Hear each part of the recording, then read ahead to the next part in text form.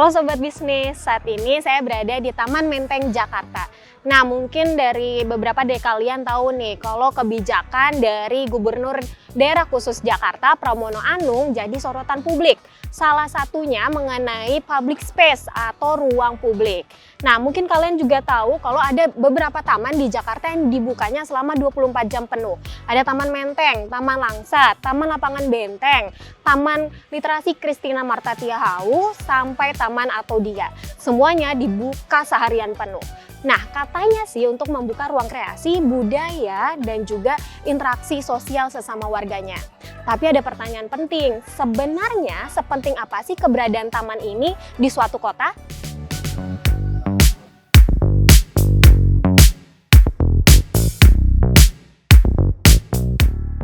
Tapi ada namanya taman, ruang-ruang untuk kontemplasi. Oke. Ruang-ruang perenungan, ya kan? Iya. Ruang-ruang membangun interaksi sosial, membangun kedekatan, taman yang aman dan nyaman. Jadi sekali lagi fungsinya itu banyak, tapi bagi kita unsur taman itu adalah sebagai penyempurna, ya, paripurna. Hidup itu akan lebih sempurna jika orang punya ruang-ruang keheningan, ruang-ruang rekreasi, ruang untuk happy, ruang untuk gembira. Selain itu, taman juga disebut memiliki fungsi ekonomi, khususnya untuk menggerakkan ekonomi UMKM. Hal ini pun pernah disinggung oleh Pramono sendiri. Katanya, kehadiran UMKM ya tidak terelakkan karena taman bisa menghadirkan keramaian. Demi menjaga ketertiban, Pramono meminta Pemda untuk mengatur hal tersebut. Di sisi lain, kebijakan ini juga melahirkan kekhawatiran sendiri, khususnya terkait keamanan. Anggota Komisi D DPRD DKI Jakarta, Ali Lubis, mengatakan jam operasional taman selama 24 jam malah berpotensi menimbulkan kerawanan, apalagi buat perempuan dan anak-anak. Untuk itu, perlu adanya unsur pengawasan seperti petugas keamanan sampai kamera pengawas di setiap taman. Bahkan nih disebutin juga kalau penting banget untuk pemerintah untuk menggunakan taman sebagai ruang untuk mensosialisasikan nilai-nilai. Maksudnya gimana? Jadi nggak cuma untuk rekreasi, taman itu juga bisa digunakan untuk melakukan penanaman nilai.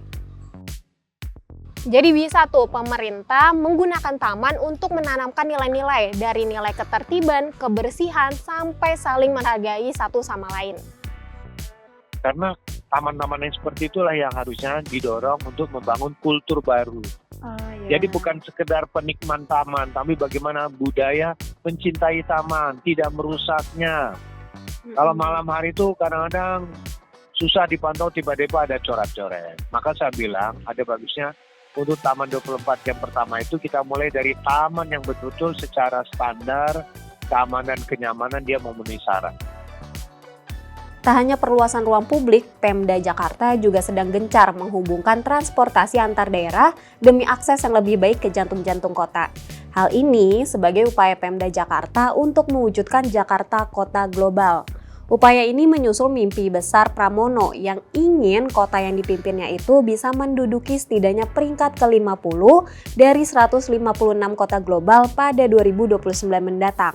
Lalu, apakah langkah-langkah yang diambil Pramono ini sekadar ambisi pemimpin? Dikatakan bahwa langkah-langkah tersebut justru merupakan bentuk pemenuhan hak warga kota. Mau kota layak huni, mau kota berkelanjutan, itu kan pada dasarnya semua fasilitas kota dibangun untuk apa coba? Untuk manusianya kan? Jadi untuk warga kotanya. Jadi saya justru merasa rugi kalau umpamanya pemerintah sudah menyediakan taman-taman bagus, tapi kita tidak bisa menikmati taman itu karena kita membatasi dirinya tadi. Lebih luas lagi, perluasan ruang publik disebut dapat menjawab tantangan sempitnya lapangan kerja di kota, khususnya Jakarta.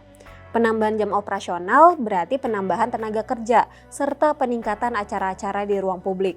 Hal ini dinilai bisa melahirkan lapangan kerja baru seperti green job alias kerja-kerja ramah lingkungan hingga kerja-kerja kreatif lainnya.